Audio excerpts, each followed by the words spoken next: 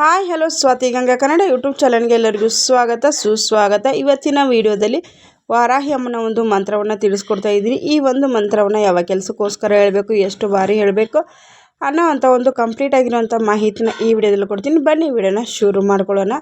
ನೋಡಿ, ಇವತ್ತಿನ ವಿಡಿಯೋದಲ್ಲಿ ತುಂಬ ಎಲ್ಲರಿಗೂ ಯೂಸ್ಫುಲ್ ಆಗೋವಂಥ ಒಂದು ವಿಡಿಯೋ ಅಂತಲೇ ಹೇಳಬಹುದು. ಈ ಒಂದು ಮಂತ್ರವನ್ನು ನಾವು ಸ್ನಾನ ಮಾಡಬೇಕಾಗಿಲ್ಲ, ಪೂಜೆ ಮಾಡಬೇಕಾಗಿಲ್ಲ, ಏನೂ ಮಾಡಬೇಕಾಗಿಲ್ಲ. ಆದರೆ ಕೇವಲ ಈ ಒಂದು ಮಂತ್ರವನ್ನು ಹೇಳ್ಕೊಳ್ಳೋದ್ರಿಂದ ನಿಮಗೇನೆಲ್ಲ ಒಂದು ಅನುಕೂಲಗಳಾಗುತ್ತೆ ಅನ್ನೋದನ್ನು ತಿಳಿಸ್ಕೊಡ್ತೀನಿ.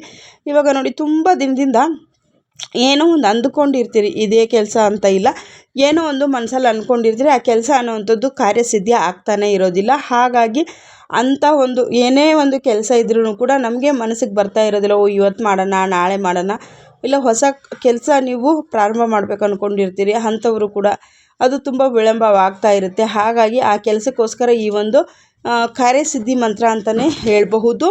ಇಲ್ಲ ಅಂತಂದರೆ ನೀವು ಮನಸ್ಸಿನಲ್ಲಿ ಏನೇ ಒಂದು ಅಂದುಕೊಂಡ್ರೂ ಕೂಡ ಅದು ಅತಿ ಶೀಘ್ರವಾಗಿ ಈಡೇರುವಂಥದ್ದು. ಕೆಲವೊಬ್ಬರಿಗೆ ಕೆಲವೊಂದು ಸಮಸ್ಯೆಗಳನ್ನು ಅಂದ್ಕೊಂಡಿರ್ತಾರೆ, ಕೆಲವೊಂದು ಹೇಳ್ಕೊಳ್ಳೋಕ್ಕೋ ಆಗ್ಬೋದು, ಹೇಳ್ಕೊಳ್ಳೋಕೆ ಆಗದೇ ಇರಬಹುದು, ಅಂಥ ಒಂದು ಪ್ರಾಬ್ಲಮ್ಸ್ಗಳು ಕೂಡ ಇರ್ತವೆ. ಅಂಥವರು ಈ ಒಂದು ಮಂತ್ರವನ್ನು ಹೇಳೋದ್ರಿಂದ ನಿಮಗೆ ಪ್ರಾಬ್ಲಮ್ ಅನ್ನೋವಂಥದ್ದು ಕ್ಲಿಯರ್ ಆಗುತ್ತೆ. ಅದು ಯಾವುದನ್ನ ಇರಬಹುದು, ಸಮಸ್ಯೆ ಇದೆ ಅಂತಿಲ್ಲ. ಮನುಷ್ಯನ ಸಮಸ್ಯೆಗಳು ನಮಗೆ ಗೊತ್ತಿರೋದಿಲ್ಲ ಅಲ್ವಾ.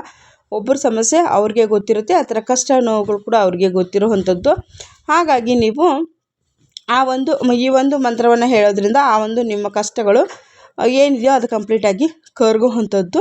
ಮೊದಲಿಗೆ ನೀವು ನಂಬಿಕೆನೇ ಇಡಬೇಕು. ನಂಬಿಕೆಯನ್ನಿಟ್ಟು ತಾಯಿಯ ಸ್ಮರಣೆಯನ್ನು ಮಾಡ್ಕೊಳ್ಬೇಕು. ಯಾವ ಒಂದು ಸಮಯದಲ್ಲಿ ಈ ಮಂತ್ರವನ್ನು ಹೇಳಬೇಕು ಅಂದರೆ, ರಾತ್ರಿ ಮಲಗೋದಕ್ಕೆ ಮುನ್ನ ನೀವು ಹಾಸಿಗೆನಲ್ಲೇ ಏನು ನೀವು ಜೋರಾಗಿ ಹೇಳಬೇಕು ಆ ಥರ ಎಲ್ಲ ಏನೂ ಇಲ್ಲ. ನಿಮ್ಮ ಮನಸ್ಸಿನಲ್ಲಿ ಈ ಒಂದು ಮಂತ್ರವನ್ನು ಎಷ್ಟು ಬಾರಿ ಜಪ ಮಾಡಬೇಕು ಅನ್ನೋದನ್ನು ಸಹ ನಾನಿಲ್ಲಿ ತಿಳಿಸ್ಕೊಡ್ತೀನಿ. ನೋಡಿ, 11 ಬಾರಿ ನೀವು ಈ ಒಂದು ಮಂತ್ರವನ್ನು ಜಪ ಮಾಡ್ಕೊಳ್ಬೇಕಾಗುತ್ತೆ. ಮೊದಲಿಗೆ ನೀವು ವಿಘ್ನ ವಿನಾಶಕನನ್ನು ಕೇಳ್ಕೊಳ್ಳಿ ಫಸ್ಟ್, ಆಮೇಲೆ ನಿಮ್ಮ ಮನೆ ದೇವರು ಕುಲದೇವರನ್ನು ಕೇಳ್ಕೊಳ್ಳಿ. ತದನಂತರದಲ್ಲಿ ನೀವು ಮತ್ತೆ ನಿಮ್ದು ಏನನ್ನ ಕೆಲಸ ಆಗಬೇಕು ಅಂಥೇಳಿ ನೀವು ನಿಮ್ಮ ಒಂದು ಕುಲದೇವರಿಗೆ, ಮನೆ ದೇವರಿಗೆ ಏನಾನ ಈ ಥರ ಅಂದ್ಕೊಂಡಿರೋಂಥ ಕೆಲಸಗಳಾಗಿಲ್ಲ ಅಂದರೆ, ತುಂಬ ಜನರ ಮನೆಗಳಲ್ಲಿ ಮುಡುಪು ಕಟ್ಟುವಂಥ ಅಭ್ಯಾಸ ಕೂಡ ಇರುತ್ತೆ. ಹಾಗಾಗಿ ಆ ರೀತಿಯೂ ಕೂಡ ನೀವು ಮಾಡಬಹುದು. ಮತ್ತು ತುಂಬ ಜನ ಏನಂದರೆ, ಕೆಲಸ ಆಗಲಿ ಅಂತೇಳಿ ಮುಡುಪನ್ನು ಕಟ್ಟಿರ್ತಾರೆ. ಏನಕ್ಕೆ ಕಟ್ಟಿರ್ತಾರೆ, ಏನು ಎತ್ತ ಅನ್ನೋದು ಕೂಡ ಖಂಡಿತವಾಗ್ಲೂ ಗೊತ್ತೇ ಇರೋದಿಲ್ಲ. ಆ ರೀತಿಯಾಗಿ ಮುಡುಪು ಕಟ್ಟಿಟ್ಟಾಗೂ ಕೂಡ ನಮಗೆ ಕಷ್ಟಗಳನ್ನೋವಂಥದ್ದು, ಕಷ್ಟದ ಮೇಲೆ ಕಷ್ಟ, ಕಷ್ಟದ ಮೇಲೆ ಕಷ್ಟ ಬರೋವಂಥದ್ದು. ನೋಡಿ, ನಿಮಗೆ ಏನಕ್ಕೆ ಮುಡುಪು ಕಟ್ಟಿದ್ದೀರಾ ಅಂತ ಗೊತ್ತಿದ್ದರೆ ಖಂಡಿತವಾಗ್ಲೂ ಆ ಮುಡುಪನ್ನು ನೀವು ನೆರವೇರಿಸ್ಬೇಕು. ಇಲ್ಲ ಅಂತಂದರೆ ನೀವು ಏನು ಗಂಟನ್ನು ಕಟ್ಟಿರೋದು ಹಾಗೇ ಇರುತ್ತಲ್ವ, ಹರಿಯುವಂಥ ನದಿಗಳಿಗೆ ನೀವೆಲ್ಲನ ಹೋಗಿರ್ತೀರಿ. ಅಂಥ ಒಂದು ಸಂದರ್ಭಗಳಲ್ಲಿ ಆ ಹರಿಯುವಂಥ ನೀರಿಗೆ ನೀವು ಆ ಒಂದು ಕಟ್ಟಿರುವಂಥ ಒಂದು ಕಾಯಿನ್ ಆಗಿರ್ಬೋದು, ಲೋಡ್ಸ್ ಆಗಿರ್ಬೋದು, ಏನೇ ಒಂದು ಆಗಿರ್ಬೋದು, ಅದನ್ನು ನೀವು ಮತ್ತೆ ಪುನಃ ಒಂದು ಪೂಜೆಯನ್ನು ಮಾಡಿ ನೀವು ಕೇಳ್ಕೊಳ್ಬೇಕು. ನಾವು ಏನಕ್ಕೆ ಕಟ್ಕೊಂಡಿದ್ದೀವಿ ಅನ್ನೋದು ದೇವರೇ ನಮಗೆ ಮರ್ತೋಗಿದೆ, ಇದಕ್ಕೆ ಒಂದು ಒಳ್ಳೆಯ ದಾರಿಯನ್ನು ಕೊಡು ಅಂಥೇಳಿ ಆ ದೇವರಲ್ಲಿ ನಾವು ಕೇಳ್ಕೊಳ್ಬೇಕು. ಕೇಳಿಕೊಂಡು ಆ ಒಂದು ಈ ಮುಡುಪು ಕಟ್ಟಿರೋವಂಥ ಈ ಗಂಟನ್ನು ಏನಿದೆ ಹರಿಯೋ ನೀರಿನಲ್ಲಿ ಹಾಕಬೇಕು. ಬಿಚ್ಚೋಕ್ಕೆಲ್ಲ ಏನು ಹೋಗಬೇಡಿ, ಯಾಕಂದ್ರೆ ಅದು ಹರಿತಾ ಅದ್ರ ಪಾಡಾಗಿ ಅದೇನೇ ಬಿಚ್ಕೊಳ್ಳುತ್ತೆ. ಇಲ್ಲಾಂದರೆ ಮೀನುಗಳು ಇರ್ತವೆ, ಮತ್ತೊಂದು ಏನೇ ಇರ್ತವೆ, ನೀರಿನಲ್ಲಿ ತುಂಬ ಪ್ರಾಣಿ ಪಕ್ಷಿಗಳು ಇರೋದರಿಂದ ಅವು ಒಂದು ಗಂಟನ್ನು ಯಾವುದೋ ಒಂದು ಮೂಲಕವಾಗಿ ಹರಿತಾ ಹೋದಾಗ ಬಿಚ್ಕೊಳ್ಳುತ್ತೆ. ಗೊತ್ತಿದ್ದರೆ ಖಂಡಿತವಾಗ್ಲೂ ಆ ಒಂದು ಏನಕ್ಕೆ ನೀವು ಹರಕೆ ಆಗಿರ್ಬೋದು, ಮುಡುಪಾಗಿರ್ಬೋದು, ಅದನ್ನು ನೀವು ನೆರವೇರಿಸ್ಕೊಳ್ಳಿ. ಯಾಕಂದರೆ ನಮ್ಮ ಮನೆ ದೇವರಿಗೆ, ಇಷ್ಟ ದೇವರಿಗೆ, ಕುಲದೇವರಿಗೆ ನಾವು ಏನೇ ಒಂದು ಮುಡುಪುಗಳನ್ನು ಕಟ್ಟಿದ್ರೆ ಆ ಕೆಲಸ ಆದಮೇಲೆ ನಾವು ಅದನ್ನು ಮರ್ತೇ ಬಿಟ್ಟಿರ್ತೀವಿ. ವರ್ಷ ಆಗಿರುತ್ತೆ, 2 ವರ್ಷ ಆಗಿರುತ್ತೆ. ಹಾಗಾಗಿ ನೀವು ಇದನ್ನು ಏನಕ್ಕೋಸ್ಕರ ಕಟ್ಟಿದೆ ಅಂಥೇಳಿ ನೋಡ್ಕೊಳ್ಳಿ. ನೋಡಿಕೊಂಡು ನೆಕ್ಸ್ಟ್ ತಿಂಗಳಲ್ಲಿ ನೀವು ಬನ್ನಿ ಅಂತ ನಾನು ಹೇಳ್ತೀನಿ. ಅದನ್ನು ನದಿಗೆ ಹೋಗಿ ಹಾಕಿಬಿಟ್ಟು ನೀವು ವಾಪಸ್ಸು ಬರೋವಂಥದ್ದು. ಈ ರೀತಿಯಾಗಿ ನೀವು ಮಾಡಿದಾಗ ನಿಮ್ದು ಏನೇ ಒಂದು ಈ ಮುಡುಪು ಕಟ್ಟಿರುವಂಥದ್ದು ಅದರಿಂದ ಸಮಸ್ಯೆಗಳನ್ನುವಂಥದ್ದು ದೂರ ಆಗೋವಂಥದ್ದು. ಹಾಗಾಗಿ ಖಂಡಿತವಾಗ್ಲೂ ನೀವು ಈ ರೀತಿಯಾಗಿ ಮಾಡಿ ಅನ್ನೋದನ್ನು ತಿಳಿಸ್ತೀನಿ.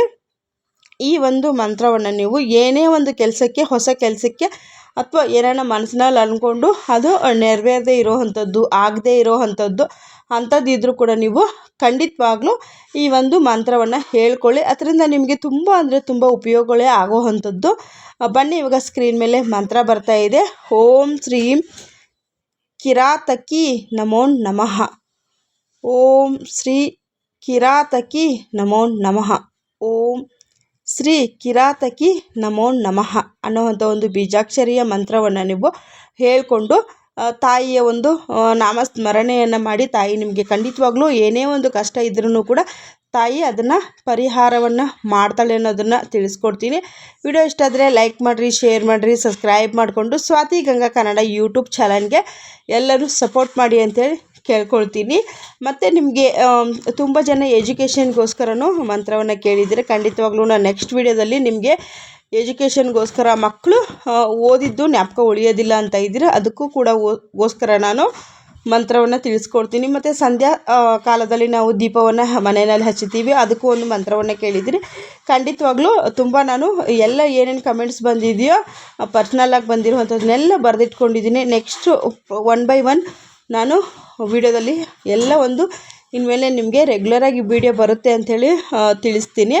ಮತ್ತು ಮಕ್ಕಳ ಮೆಮೊರಿ ಪವರ್ಗೋಸ್ಕರ ನಾವು ಒಂದು ಊಟ ತಿಂಡಿನಲ್ಲೂ ಕೂಡ ಯಾವ ರೀತಿಯಾಗಿ ಮಾಡಬೇಕು ಅನ್ನೋದನ್ನು ಅದನ್ನು ಸಹ ನಾನು ನಿಮಗೆ ತಿಳಿಸ್ಕೊಡ್ತೀನಿ. ನಿಮ್ಗೆ ಇಷ್ಟೊತ್ತು ನೋಡಿರೋಂಥ ವಿಡಿಯೋ ನಿಮಗೆ ಇಷ್ಟ ಆಗಿದ್ದರೆ ಲೈಕ್ ಮಾಡಿರಿ, ಶೇರ್ ಮಾಡಿರಿ, ಸಬ್ಸ್ಕ್ರೈಬ್ ಮಾಡಿಕೊಂಡು ಸ್ವಾತಿ ಗಂಗಾ ಕನ್ನಡ ಯೂಟ್ಯೂಬ್ ಚಾನಲ್ಗೆ ಎಲ್ಲರೂ ಸಪೋರ್ಟ್ ಮಾಡಿ ಅಂತ ಕೇಳ್ಕೊಳ್ತೀನಿ. ಮತ್ತು ಇದನ್ನು ಹೆಚ್ಚೆಚ್ಚು ಜನಕ್ಕೆ ಶೇರ್ ಮಾಡಿ, ಯಾಕೆ ನೀವು ಶೇರ್ ಮಾಡಿದಾಗ ಎಲ್ರಿಗೂ ಈ ವಿಡಿಯೋ ಹೋಗಿ ತಲುಪುತ್ತೆ. ಯಾರು ಯಾವ ರೀತಿಯಾಗಿ ಅಂದ್ಕೊಂಡಿರ್ತಾರೆ, ಯಾವ ರೀತಿಯಾಗಿ ಮುಡುಪನ್ನು ಕಟ್ಟು ಮರ್ತೋಗಿರ್ತಾರೆ ಅಂತ ಗೊತ್ತಿಲ್ಲ. ಈ ಮನೆ ದೇವ್ರಿಗೆ